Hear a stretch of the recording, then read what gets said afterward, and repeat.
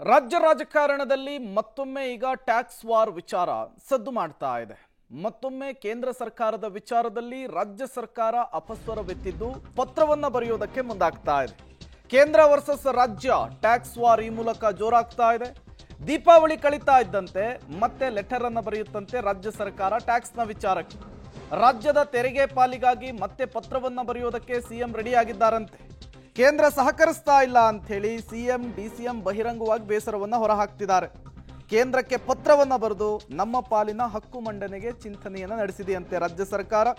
ದೀಪಾವಳಿ ಕಳೀತಾ ಇದ್ದಂತೆ ಕೇಂದ್ರಕ್ಕೆ ಪತ್ರವನ್ನ ಬರೆಯೋದಕ್ಕೆ ಸಿಎಂ ನಿರ್ಧರಿಸಿದ್ದಾರೆ ಅನ್ನೋದು ಗೊತ್ತಾಗ್ತಾ ಇದೆ. ನಿನ್ನೆ ಒಂದು ಬಹಿರಂಗ ವೇದಿಕೆಯಲ್ಲೂ ಕೂಡ ವಿಚಾರವನ್ನ ಸಿಎಂ ಸಿದ್ದರಾಮಯ್ಯನವರು ಪ್ರಸ್ತಾಪಿಸಿದ್ದಾರೆ. ಈ ಮೂಲಕ ಕೇಂದ್ರ ವರ್ಸಸ್ ರಾಜ್ಯದ ಜಟಾಪಟಿ ಮತ್ತೆ ಮುಂದುವರಿಯುವಂತಹ ಸಾಧ್ಯತೆ ಇದೆ. ಈಗಾಗಲೇ ಈ ಹಿಂದೆಯೂ ಕೂಡ ಈ ವಿಚಾರ ಪ್ರಸ್ತಾಪ ಆಗಿತ್ತು. ಕಾಂಗ್ರೆಸ್ನಿಗರು ಹೋದಲ್ಲಿ ಬಂದಲ್ಲೆಲ್ಲ ಬಿಜೆಪಿಗರ ಸಂಸದರ ಇದೇ ವಿಚಾರ ಇಟ್ಕೊಂಡು ಬಿಜೆಪಿ ಸಂಸದರಿಗೆ ಟೀಕೆ ಮಾಡ್ತಾ ಇದ್ರು. ಅನುದಾನವನ್ನು ತರೋದರಲ್ಲಿ ವಿಫಲರಾಗಿದ್ದಾರೆ ಅನ್ನುವಂತಹ ಮಾತುಗಳನ್ನು ಆಡ್ತಾ ಇದ್ರು. ಈಗ ಇದೇ ವಿಚಾರಕ್ಕೆ ಪತ್ರವನ್ನು ಬರೆಯುವ ಮೂಲಕ ಕೇಂದ್ರ ಸರ್ಕಾರದ ವಿರುದ್ಧ ಸಮರವನ್ನು ಸಾರುವುದಕ್ಕೆ ರಾಜ್ಯ ಸರ್ಕಾರ ಚಿಂತನೆಯನ್ನು ನಡೆಸಿದೆ ಅನ್ನೋದು ಗೊತ್ತಾಗ್ತಾ ಇದೆ. ಬಟ್ ರಾಜ್ಯ ಸರ್ಕಾರ ಯಾವ ಲೆಕ್ಕಾಚಾರ ಇಟ್ಕೊಂಡಿದೆ ಇದ್ರ ಹಿಂದೆ ಅನ್ನೋದು ಗೊತ್ತಾಗಬೇಕಿದೆ.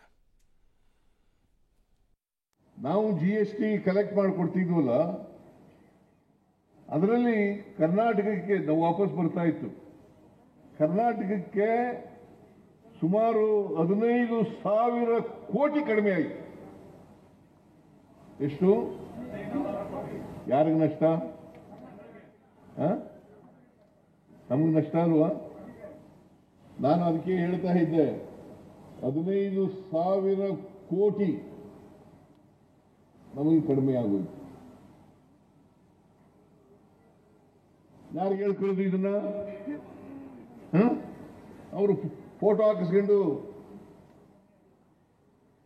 ದೀಪಾವಳಿ ಗಿಫ್ಟ್, ದೀಪಾವಳಿ. ಒಬಾಮಾ ಅವ್ರು ಏನ್ ಹೇಳಿದ್ರು? ಬೆಂಗಳೂರು ನಗರ ನಮ್ಮ ದೇಶದ ಜೊತೆ ಕಾಂಪೀಟ್ ಮಾಡ್ತಾ ಇದೆ ಅಂತ ಹೇಳಿದ್ರು.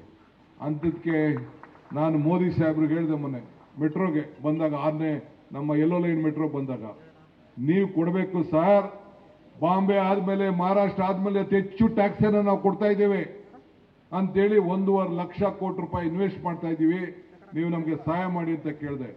ಇನ್ನ ಏನು ಉತ್ತರ ಬಂದಿಲ್ಲ.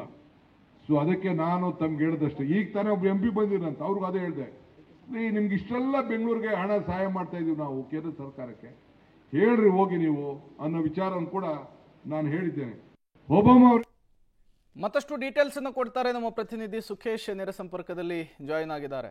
ಸುಖೇಶ್, ಸೆಂಟ್ರಲ್ ಅಲ್ಲಿ ಮತ್ತು ಸ್ಟೇಟ್ ನಲ್ಲಿ ಬೇರೆ ಬೇರೆ ಸರ್ಕಾರಗಳಿದ್ದಾಗ ಈ ತಿಕ್ಕಾಟ ಆಗುವಂತಹದ್ದು ಸರ್ವೇ ಸಾಮಾನ್ಯ.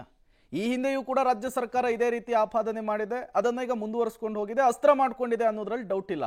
ಬಟ್ ಪದೇ ಪದೇ ವಿಚಾರವನ್ನ ಪ್ರಸ್ತಾಪಿಸುವಂತಹದ್ದು, ಆಮೇಲೆ ಈ ಲೆಟರ್ ಬರೀತೀವಿ ಅನ್ನುವಂತಹ ಹೇಳಿಕೆ, ಯಾವ ರೀತಿ ಲೆಕ್ಕಾಚಾರ ಇಟ್ಕೊಂಡಿದೆ ರಾಜ್ಯ ಕಾಂಗ್ರೆಸ್ನ ನಾಯಕರು ಅಂತ ಹೇಳಿ? ಪ್ರೇಮ್, ಹಾಗೆ ನೋಡಕ್ ಹೋದ್ರೆ ರಾಜ್ಯದ ಪಾಲು ರಾಜ್ಯಕ್ಕೆ ಬರಬೇಕು ಅನ್ನುವಂಥದ್ದು ಈ ವಿಚಾರ ಸಹಜವಾಗಿ ಬೇರೆ ಬೇರೆ ಸರ್ಕಾರಗಳು ಕೇಂದ್ರದಲ್ಲಿ ಬೇರೆ ರಾಜ್ಯದಲ್ಲಿ ಬೇರೆ ಇದ್ದಂಥ ಸಂದರ್ಭದಲ್ಲಿ ಸಹಜವಾಗಿ ಇದು ಕೇಳಿ ಬರುವಂಥ ಆರೋಪ ಪ್ರತ್ಯಾರೋಪಗಳಾಗಿರುತ್ತೆ. ಮತ್ತು ರಾಜ್ಯದ ಪಾಲಿಗೆ ಇನ್ನಷ್ಟು ಬರಬೇಕಾಗಿದ್ದ ಹಣ ಇನ್ನು ಬಂದಿಲ್ಲ ಅನ್ನುವಂಥ ಆರೋಪನ ಮೊದಲಿಂದಲೂ ಕೂಡ ಮಾಡ್ತಾ ಇದ್ದಾರೆ.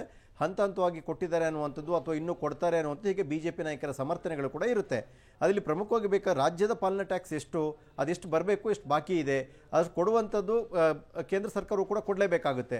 ಅಕಸ್ಮಾತ್ ಬೇರೆ ಯಾವ್ದಾದ್ರು ಕಾರಣಕ್ಕಾಗಿ ತಡವಾದರೆ ಅಥವಾ ಕೊಡದೇ ಇದ್ದರೆ ಸಹಜವಾಗಿ ಅದನ್ನ ಪ್ರಶ್ನೆ ಮಾಡುತ್ತೆ ರಾಜ್ಯ ಸರ್ಕಾರ ಇರ್ಬೋದು. ಅಥವಾ ಅದೇ ನಿನ್ನೆ ಬಹಿರಂಗವಾಗಿ CM DCM ಇಬ್ಬರು ಕೂಡ ಅಸಮಾಧಾನ ವ್ಯಕ್ತಪಡಿಸಿರುವಂಥದ್ದು, ಕೇಂದ್ರ ಅಭಿವೃದ್ಧಿಯ ವಿಚಾರದಲ್ಲಿ ನಮ್ಮ ಜೊತೆ ಕೈ ಜೋಡಿಸ್ತಿಲ್ಲ, ನಮ್ಮ ಪಾಲಿನ ಟ್ಯಾಕ್ಸ್ ಹಣವನ್ನು ಕೂಡ ಕೊಡ್ತಾ ಇಲ್ಲ, ಜೊತೆಗೆ ನಾವು ಹೆಚ್ಚುವರಿ ಅಭಿವೃದ್ಧಿಗೆ ಬೆಂಗಳೂರಿಗೆ ಅಭಿವೃದ್ಧಿಗೆ ಕೇಳಿದ್ರು ಕೂಡ ಸಹಕರಿಸ್ತಿಲ್ಲ, ಸಂಸದರುಗಳು ಕೂಡ ಈ ಬಗ್ಗೆ ಧ್ವನಿ ಎತ್ತಾ ಇಲ್ಲ ಅನ್ನೋ ಆರೋಪವನ್ನು ಮಾಡಿದ್ರು.